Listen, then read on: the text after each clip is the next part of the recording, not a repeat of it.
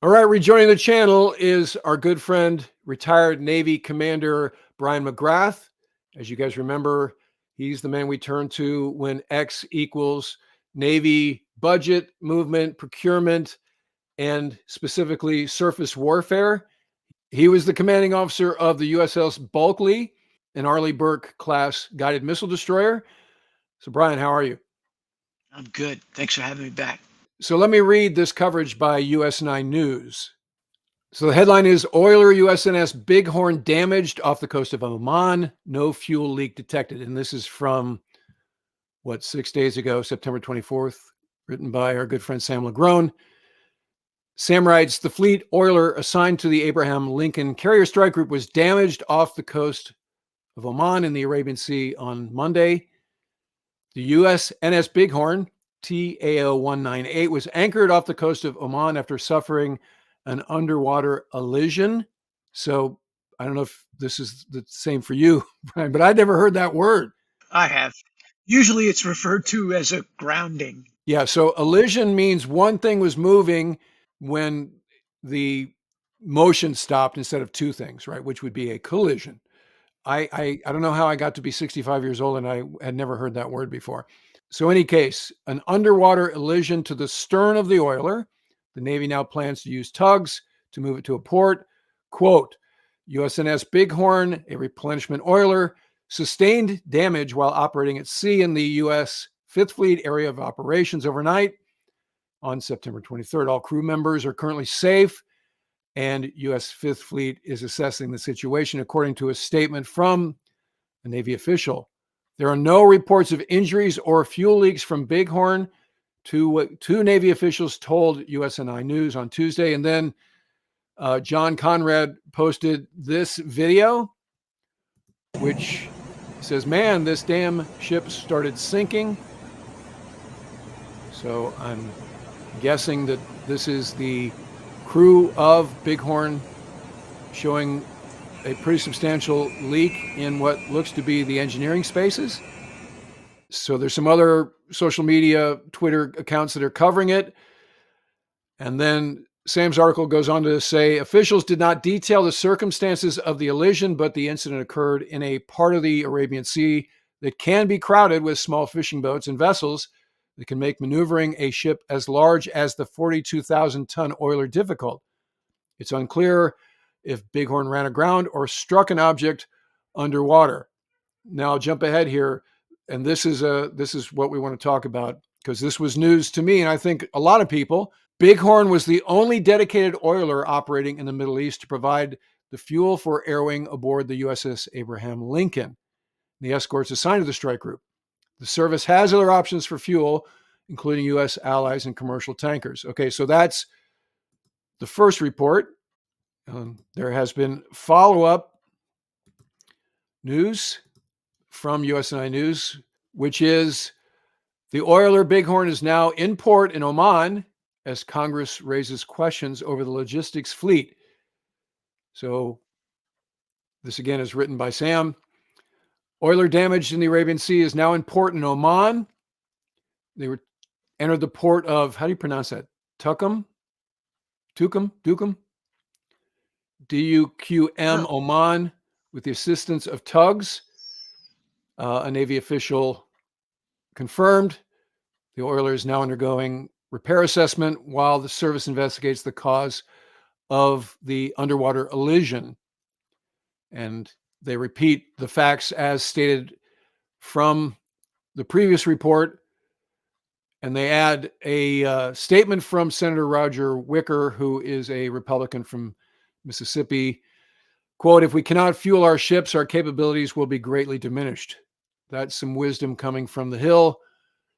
Bighorn's problems also speak to a larger challenge. We are woefully in need of a larger logistics fleet, which is the lifeline of our global military presence. I hope this incident serves as a wake-up call that it is high time to fix our shipbuilding industrial base and support our merchant mariners. The Sea Lift Command is considering sidelining up to 17 of its ships to shift the focus of the civilian mariner pool to higher priority platforms and increase the quality of life for the 4,500 mariners, USNI News reported last month. I think that senator probably represents Pascagoula, which is in the business of making ships. So, Brian, your initial thoughts based on that reporting? Well, and in Wicker's defense, they don't make oilers, but he's all over this beat in general, and has been for a good long time. He's a good friend to us, to people who want a strong Navy, and I appreciate his thoughts on this. You pull the string on virtually every big noteworthy problem that we hear about in the Navy, and I come back to just a handful of causes. One of which comes up all the time for me, though, is the shipbuilding industrial base, the ship repair industrial base, the industrial base writ large, is exactly what the Navy and the Department of Defense wanted.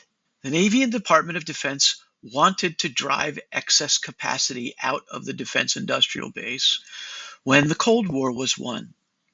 It was inefficient to have all that extra capacity.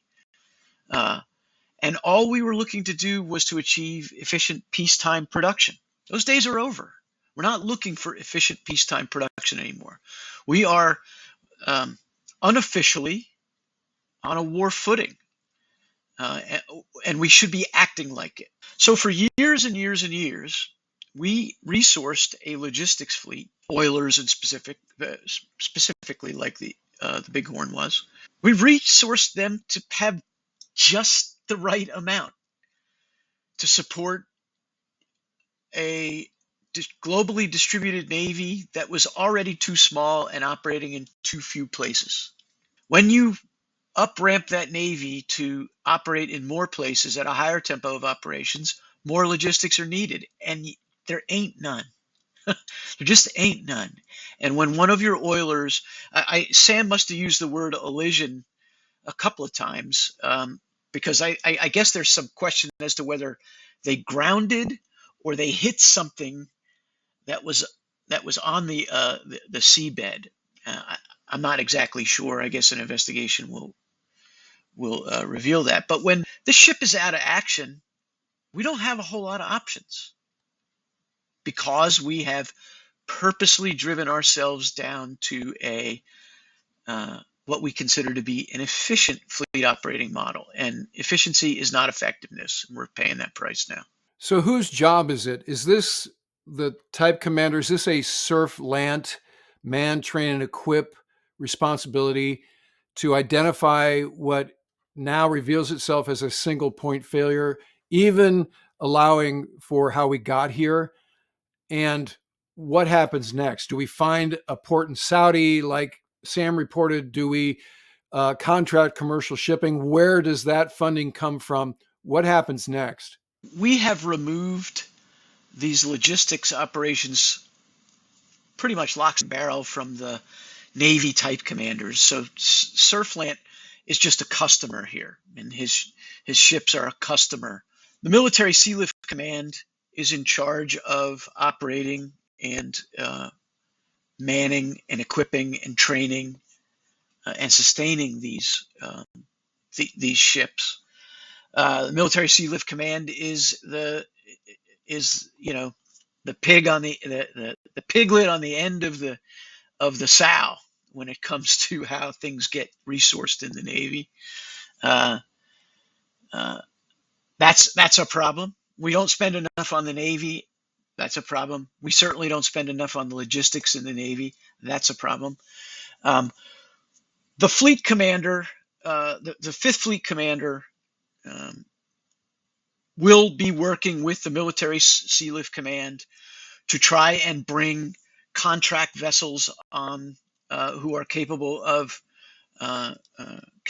refueling our ships. The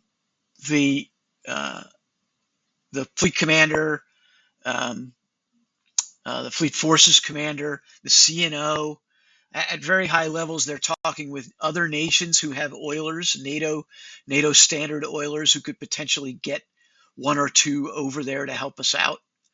But we're in a pickle. We'll just remind the audience that Lincoln is a nuclear-powered aircraft carrier, so it's not to keep the carrier sailing, but the airplanes on the flight deck depend on JP5.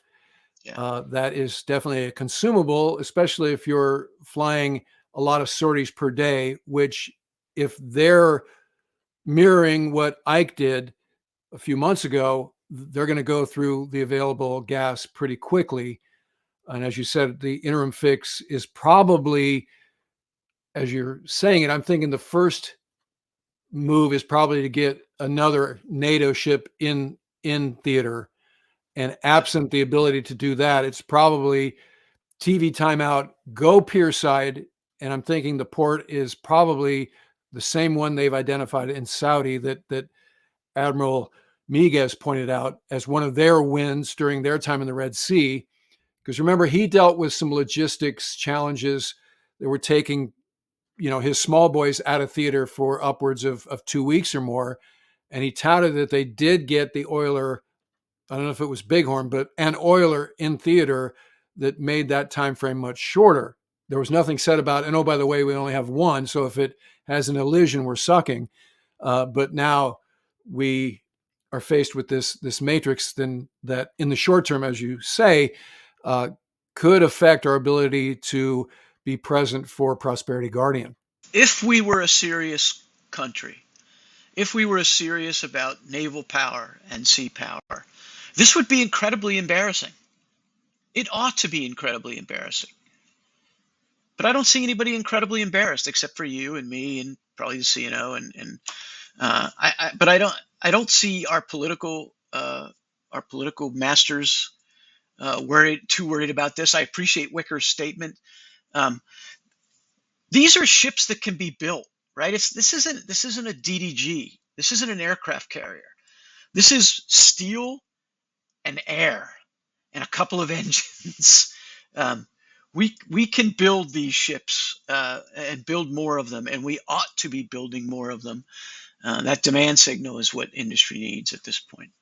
So that's a great segue for the second half of our conversation here, which is I want to review what the CNO is calling Project 33. So it seems like we're doing a lot of projects here, right? So we did Project 2025 a few episodes ago, which I'm happy to report was received by viewers in the spirit we intended. Thank you, everybody, for being, by and large, civil about that conversation, which was rife with peril. But let me bring up CNO Nav Plan 2024 and look at the parts with respect to what we're talking about here, which is shipbuilding. So this is called her navigation plan, but the sub label is Project 33. And that comes from the fact that she is the 33rd Chief of Naval Operations. So she gives some high level boilerplate here. But what I want to look at is the shipbuilding part. So she calls this our constraints. The Navy emphatically acknowledges the need for a more larger lethal force. Beyond the 381 battle force ships and submarines assessed last June, it also has to include all the stuff that goes with it. Okay, so read the budgets have to be higher. And they talked about in the last plan, they asked for, and this is, well, actually 2 plans ago, this is the third paragraph on this page, 22 NAV plan talked about a higher top line growth, right? 3 to 5% budget growth over inflation. And she also says in the second paragraph, we cannot manifest a bigger traditional Navy in a few short years, nor will we rely on mass without capability. So nowhere in here does she specifically talk about industry, except in this sentence where she says, we must recognize that the Navy faces real financial and industrial constraints. Okay, and then recapitalization. There's no pointing fingers at industry or themselves with how we got here. Franchetti is a reasonably good communicator. You read a couple of things there. She's making no bones about the fact that she wants a bigger Navy and that it needs more money. But because she has a job to do, she's also making sure people understand that we're not just going to sit there in the corner and whine that we're not getting enough money. We're going to have to try to figure out how to put more players on the field within given resources. This entire report is a statement of one really important thing, and that is she's given where she is financially, given where the Navy is financially, she's really interested in one thing, and that's readiness, readiness, readiness, readiness. Parts, training, weapons, fuel, all of the things we need to get as many ships, aircraft, submarines, and whatnot out. Manpower, that's another big part of Out the this. door. Manpower, absolutely. Manpower. I noted with some, some pleasure that the Navy's N1 recently discussed that they had met their recruiting goal for this year. That was news to me. I'm glad they are. I'm glad they are, because our retention is generally pretty good. But if you're retaining a force that's not bringing people in, that's a problem. But we have a lot of gaps at sea, and that's not a good thing. Admiral Franchetti is really concentrating on this.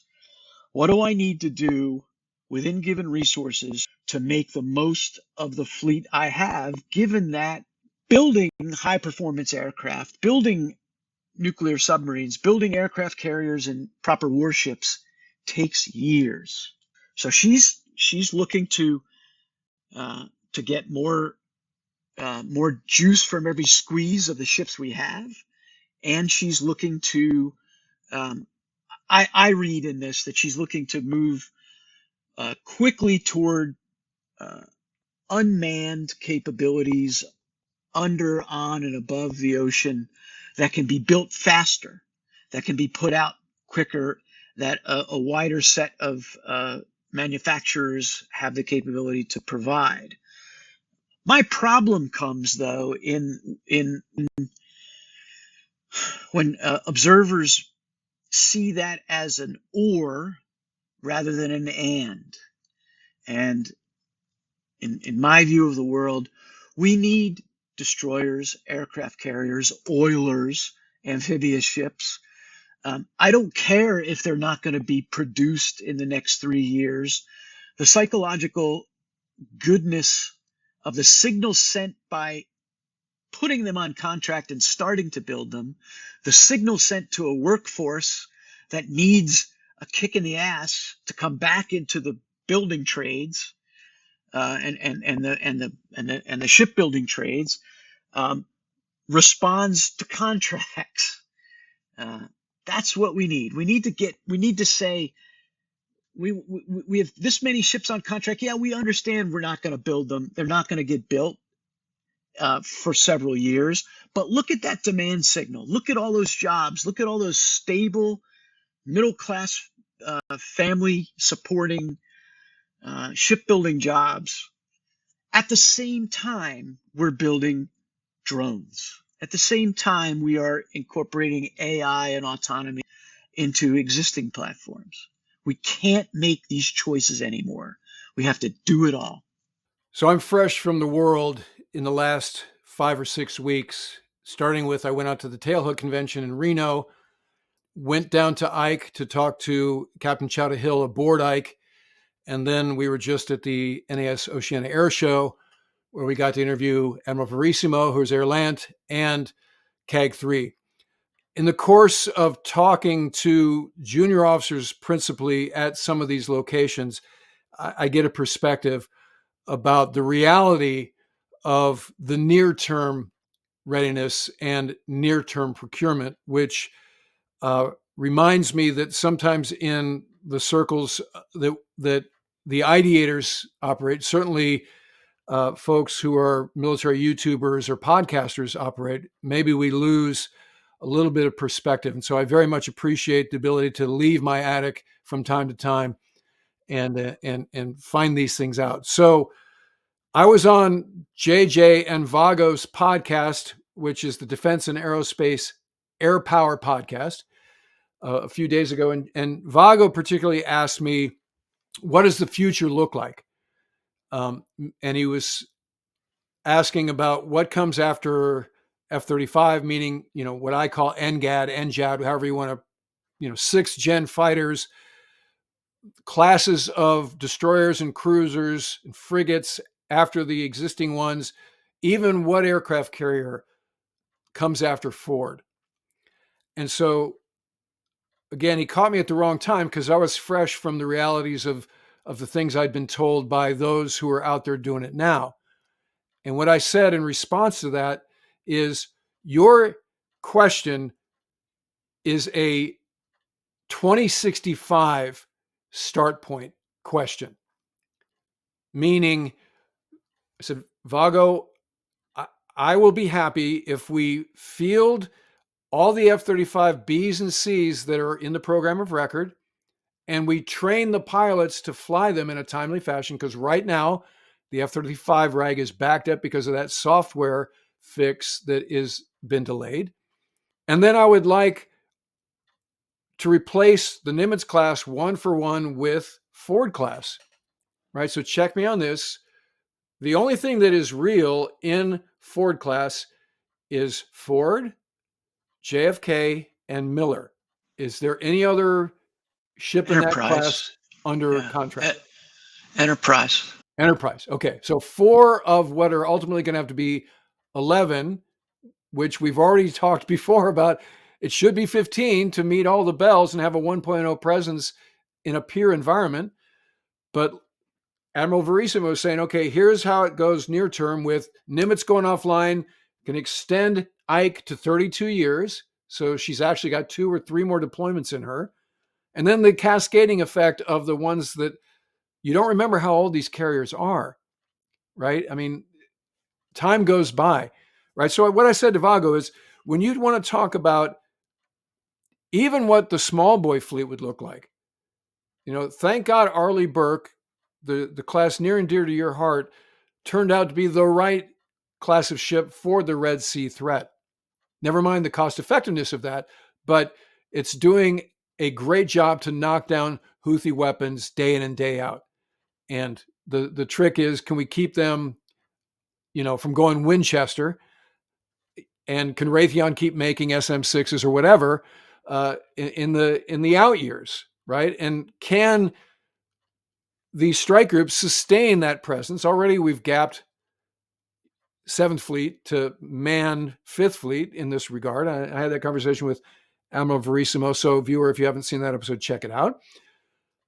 But to me, the future equals field all the F-35s, get pilots and maintainers to take these to sea, make Ford work day in and day out, and then build the rest of those in time to relieve the Nimitz class as they age out in a timely fashion. What else is happening in the surface warfare fleet? What's going on with the frigate that Fincantieri is building? And what is even the fleet that escorts the carrier, never mind Nimitz or Ford class, look like in the next 10 years?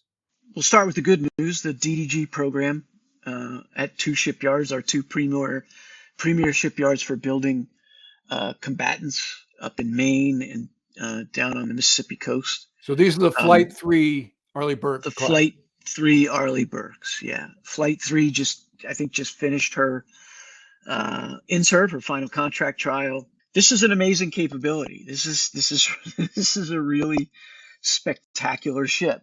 The ships that we've seen in the Red Sea doing a great job are world class. They are the thing that everyone gets measured against. This Flight 3 DDG is much better.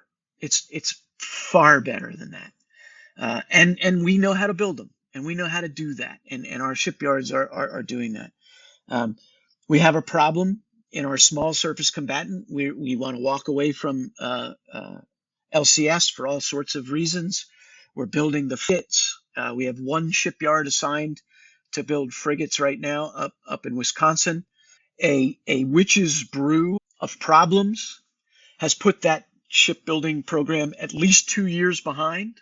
The shipyard is bedeviled by capacity problems, specifically driven by workforce, insufficient number of people to do the work that they are contracted to do, and the fact that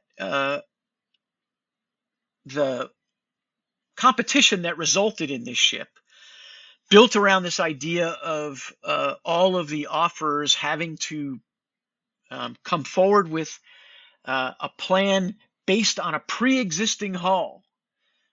They didn't want clean sheet designs. They wanted pre-existing hulls. Um, that was great on paper and as a communications point.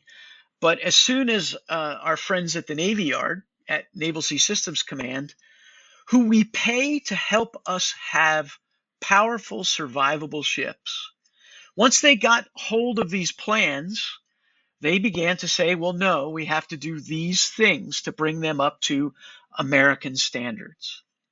Now, that has changed, that has created design changes in that ship, a considerable number of them. There's no question about that. I think NAVSEA was doing its job. We had 2 destroyers in the summer of 2017. If they had been built by any other nation on Earth, both of them would have went to the bottom after those collisions. Ours didn't. You look back over the ships that we've had that have taken damage. Our ships take damage and they can keep fighting, or they get home and get patched up. That is a credit to the technical specifications that the Naval Sea Systems Command drives into our shipbuilding. It's maddening because it adds cost. When Blue Ribbon panels go over to Korea and look at a Korean shipyard building Korean destroyers, they look and they go, oh my goodness, look at this. This is amazing how fast they can do it, how wonderful they are. None of those people know anything about watertight integrity. None of those people know anything about compartmentalization and the degree to which that adds to sustainability and survivability. We build that in, and America should be very proud of that. Bottom line, though, is because of the way we ran that competition, which was it has to come from a pre-existing hull. Once NAVSEA got those plans, NAVSEA had to do its job, and it's doing its job, and they're injecting delay into this plan. This is funny when I hear you talking about we didn't want a clean sheet design because that would take too long, and then we institute rules of standards that immediately erase whatever that efficiency was inherent to not having a clean sheet design. Exactly. It's ironic. This efficiency over effectiveness. This was something that a nation that was at peace, a nation that was unchallenged in the world, this was something it could afford in 1993 and 1994 when we began to compress the defense industrial base to really only that which we needed to keep the lights on and to keep a certain amount of R&D going.